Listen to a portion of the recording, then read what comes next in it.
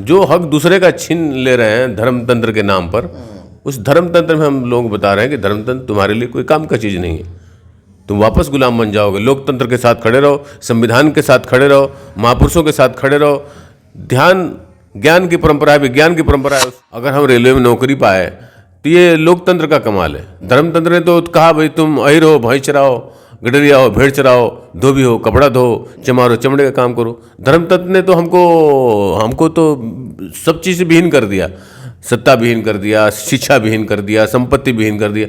हमको तो उसने मनुष्य रहने ही नहीं दिया, मनुष्य बनाया लोकतंत्र ने। तो हम लोकतंत्र को इम्प्लीमेंट कर रहे हैं, लोग धर्मतंत्र को इम्प्लीमेंट कर रहे हैं, तो हम लोकतंत्र कर रहे हैं। जिनको फायदा धर्मतंत्र दे रहा हो, धर्मतंत्र के सहारे खड़े हैं। हमको पता है कि हमको नौकरी कैसे मिली। हमारे लोग MP MLA लोकतंत्र की वजह से बन रहे हैं, MP PM लोकतंत्र की वजह से बन रहे हैं। तो लोकतंत्र को मजबूत कैसे करेंगे? इसलिए नमस्कार, इस समय रात्रि के 12 बज रहे हैं और आपसे बताते हैं हमारे साथ में बहुजन चिंतक, बहुजन समाज के निरंतर कहीं न कहीं सोच को बढ़ाने वाले माननीय देवेंद्र यादव जी बलिया के हैं, और जो कि काफ़ी अच्छे तरीके से समाज हित में, देश हित में लोकतंत्र की बात करते हैं और समाज के लिए ही निरंतर इनका प्रयास है। आइए बात करते हैं कि इनका किस दिशा में कार्य है, समाज के लिए क्या अलख जगाना चाहते हैं, उन्हीं सब मुद्दों पे बात करेंगे। सर, आपका बहुत स्वागत है हमारे चैनल पर। धन्यवाद आशीष भाई। हम आपको पहली बार देखे थे, वहाँ पे आजमगढ़ के समीप एक ग्राम सभा था छोटा सा। वहाँ पे दंगा कहीं ना कहीं भीमवादी विचारधारा के मध्य में और हिंदू विचारधारा के मध्य में दंगा की कहीं न कहीं एक जड़ पनप रही थी, जो कि एक विशाल वृक्ष का रूप ले लेती। आप वहाँ पे पहुँचे और पहुँचने के बाद कहीं ना कहीं वहाँ पे एक शांति का उपदेश दिया कि सब वहाँ पे मामला शांत हो गया। आपके मात्र एक शब्द में वो क्या कमाल था, क्या खूबसूरती थी, वो हम जानने का एक बार प्रयास करना चाहते हैं। सबसे पहली बात तो आप जैसा पत्रकार था वहाँ पर, पूरा क्रेडिट दिखा जाए तो आपको ही जाता है, क्योंकि आपने दोनों पक्षों से बात की, दोनों को समझाया कि भाई कोई भी झंडा लगाओ, अंतिम सच ये है कि सब मनुष्य हैं। आपने और एक कविता भी सुनाई कि मुसलमान बनेगा कि हिंदू बनेगा, तो इंसान की औलाद है, इंसान बनेगा। तो ये सब बातों का जब दिमाग में जाती हैं तो आदमी का जो सॉफ्टवेयर है वो घूम जाता है। और ये चीज़ का निरंतर हमारे महापुरुषों ने यही बात कहते रहे। गौतम बुद्ध से लगाए, कबीर से लगाए, संत तुकाराम से लगाए, संत रैदास से लगाए। तो ये वाणियों की ज़रूरत है और इसको इम्प्लीमेंट करने की ज़रूरत है, क्योंकि ये भारत देश बुद्ध का रहा है। हमारे सारे प्रधानमंत्री विदेश जा रहे हैं तो कह रहे हैं बुद्ध की धरती से आए हैं। तो ये बौद्धमय भारत था, उसको लोगों ने हिंसा का सहारा लेकर के कन्वर्ट करा दिया, दूसरे रास्ते पे लेकर चले गए। आखिर जातियों में बट करके लोगों को क्या हासिल होने वाला है? कुछ नहीं, जातियां तो एक वायरस है और ये झूठ की विचारधारा है, नफरत की विचारधारा है, और ये बिल्कुल खत्म होनी चाहिए। संविधान लागू होने के बाद तो इसे बिल्कुल खत्म कर देना चाहिए था। संविधान लागू होने के बाद भी आज दलित समाज से, पिछड़े समाज से बहुत से ऐसे गरीब हैं, जनरल में भी बहुत से गरीब हैं, ऐसा नहीं है कि दलित और पिछड़ों की हम बात करेंगे। जो गरीब तबके के लोग हैं उनको आज भी दबा दिया जाता है पूंजीपतियों के द्वारा। लेकिन वहीं पे जो दलित पिछड़े समुदाय के सबसे ज़्यादा शोषित पीड़ित व्यक्ति हैं, उनको न्याय नहीं मिल पा रहा है। अगर संविधान है, संविधान को मानने वाले लोग हैं, कानूनी और न्यायिक प्रक्रिया है देश में, तो फिर क्यों न्याय से लोग वंचित रह जा रहे हैं? देखिए, पूरा देश अन्याय तंत्र में डूबा हुआ है। धर्म तंत्र ने कुछ नहीं दिया, दुनिया के सारे धर्मों ने सर कटा दिए लोगों के। आप मानते क्या हैं, धर्मतंत्र या लोकतंत्र? हम तो लोकतंत्र मानते हैं। लोकतंत्र 26 जनवरी 1950 को लागू हुआ, उसके बाद हमारी उन्नति हुई। अगर हम रेलवे में नौकरी पाए तो ये लोकतंत्र का कमाल है। धर्मतंत्र ने तो कहा भाई तुम अहिर हो, भैंस चराओ, गडरिया हो, भेड़ चराओ, धोबी हो, कपड़ा धो, चमारो, चमड़े का काम करो। धर्मतंत्र ने तो हमको तो सब चीज़ विहीन कर दिया, सत्ता विहीन कर दिया, शिक्षा विहीन कर दिया, संपत्ति विहीन कर दिया। हमको तो उसने मनुष्य रहने ही नहीं दिया, मनुष्य बनाया लोकतंत्र ने। तो हम लोकतंत्र को इम्प्लीमेंट कर रहे हैं, लोग धर्मतंत्र को इम्प्लीमेंट कर रहे हैं। तो हम लोकतंत्र कर रहे हैं। जिनको फायदा धर्मतंत्र दे रहा है वो धर्मतंत्र के सहारे खड़े हैं। हमको पता है कि हमको नौकरी कैसे मिली। हमारे लोग MP MLA लोकतंत्र की वजह से बन रहे हैं, MP PM लोकतंत्र की वजह से बन रहे हैं। तो लोकतंत्र को मजबूत कैसे करेंगे? इसलिए जो आज शादी हुई यादव बिरादरी की जो बहुजन समाज है, उसने हमारी बात को समझा और उसने कहा कि भाई ठीक है, हम संविधान की शपथ लेंगे, और संविधान की शपथ लेके शादी हुई, जिसको आपने कवर किया। अच्छा, आप एक कहीं न कहीं एक बहुत महान कार्य कर रहे हैं। एक आप सरकारी कर्मचारी थे। बिल्कुल। लोग पढ़ते हैं, जी जान से पढ़ते हैं, आप भी पढ़े होंगे, आप भी एक किसान के बेटे हैं, अभी आप बताए हैं यादव समाज से हैं।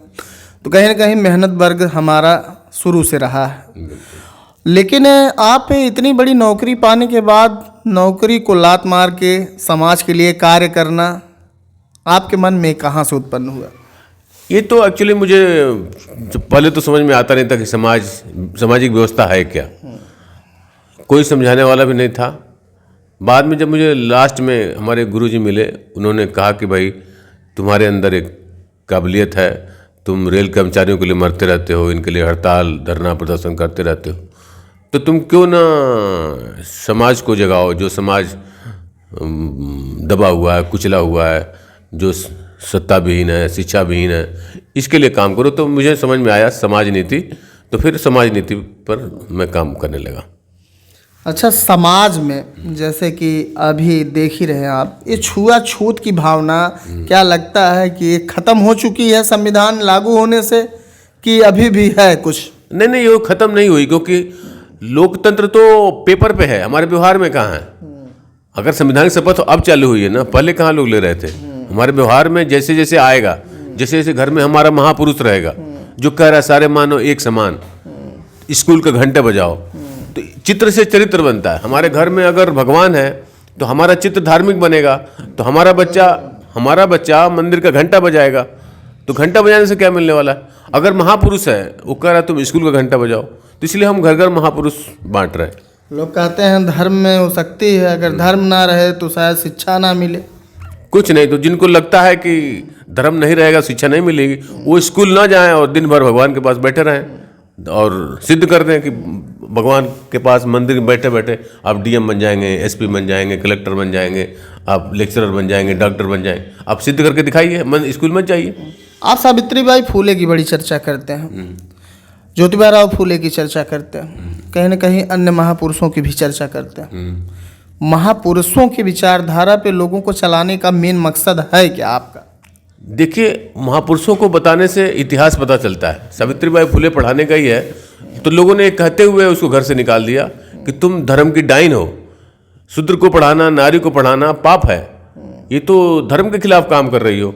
तो घर छोड़ दिया उन्होंने, और घर छोड़ दिया है तो पूना का उस्मान शेख ने अपना घर दिया।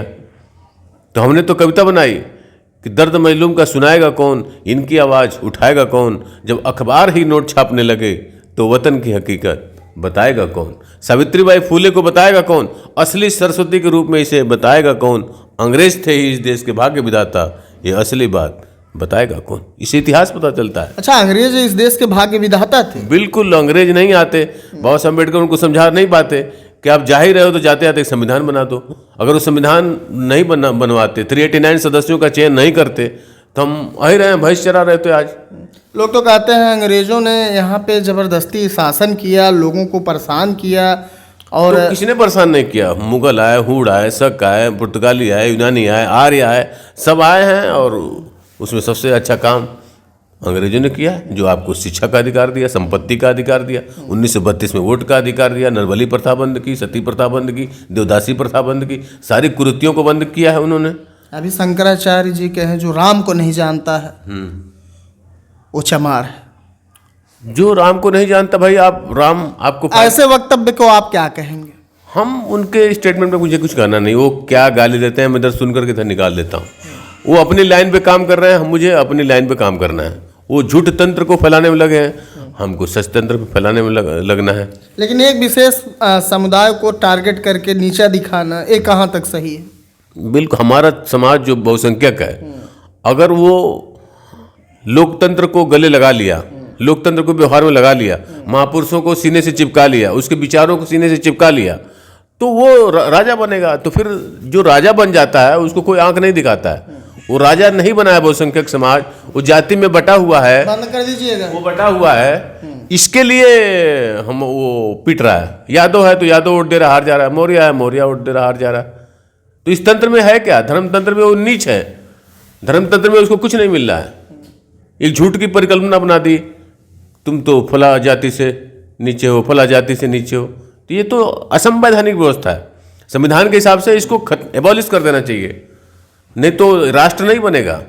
राष्ट्र तभी बनता है जहाँ पे समानता हो। अच्छा, धर्म की बात कर लेते हैं थोड़ा सा आपसे।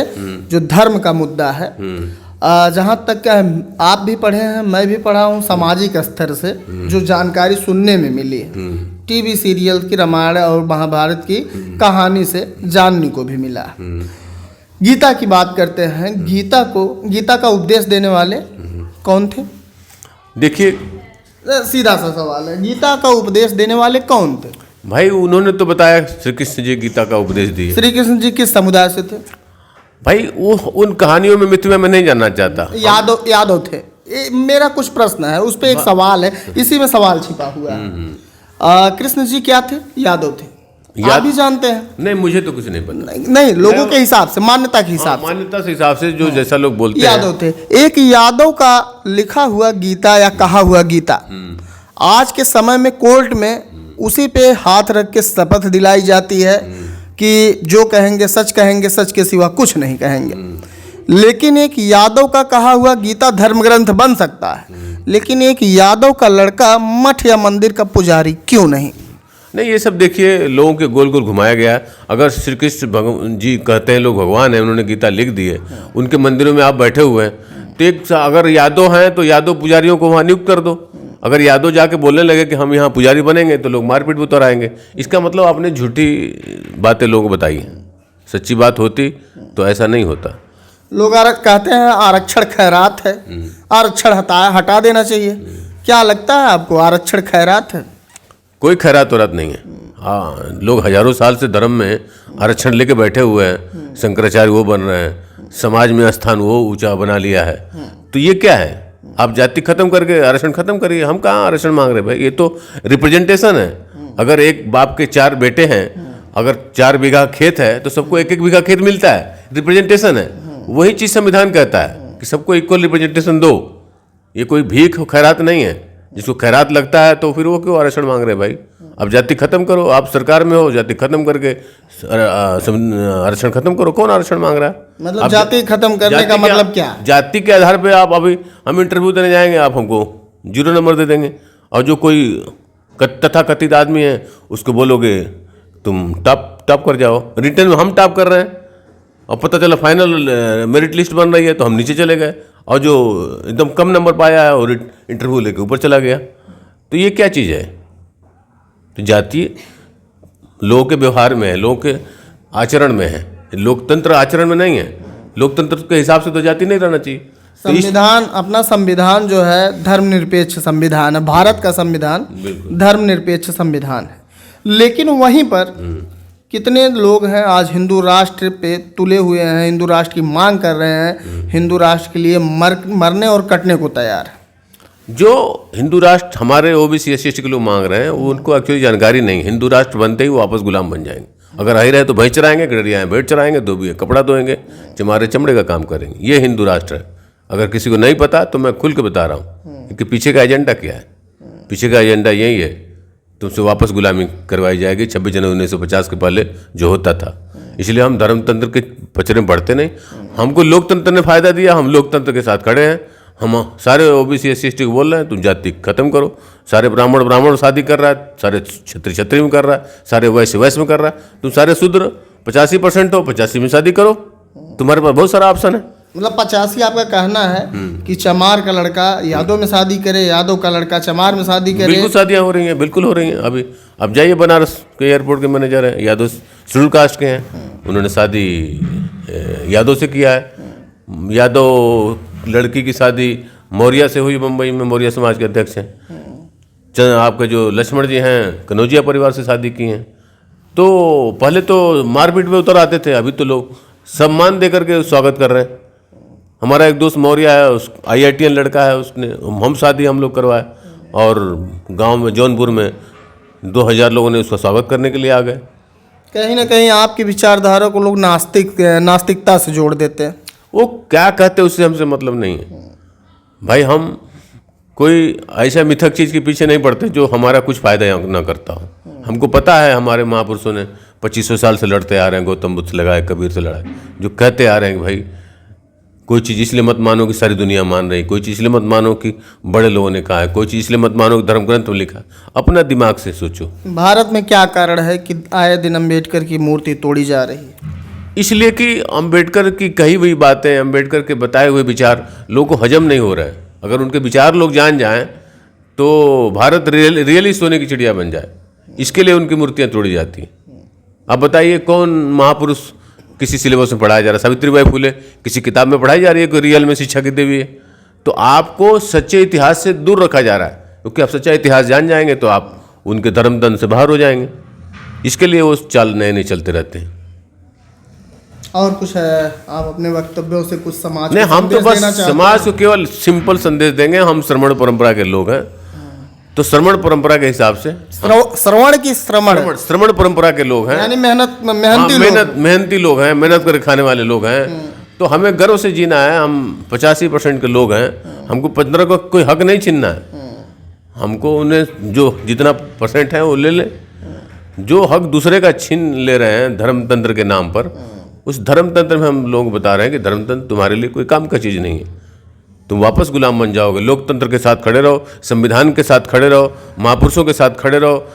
ध्यान ज्ञान की परंपरा है, विज्ञान की परंपरा है। उसकी शुरुआत आपने देखा, शादी में ध्यान करवाया गया, हम ध्यान करवा रहे हैं। ध्यान से जो दिमाग में विकृतियाँ आती हैं वो खत्म हो जाती हैं, इसलिए हम ध्यान करवा रहे हैं।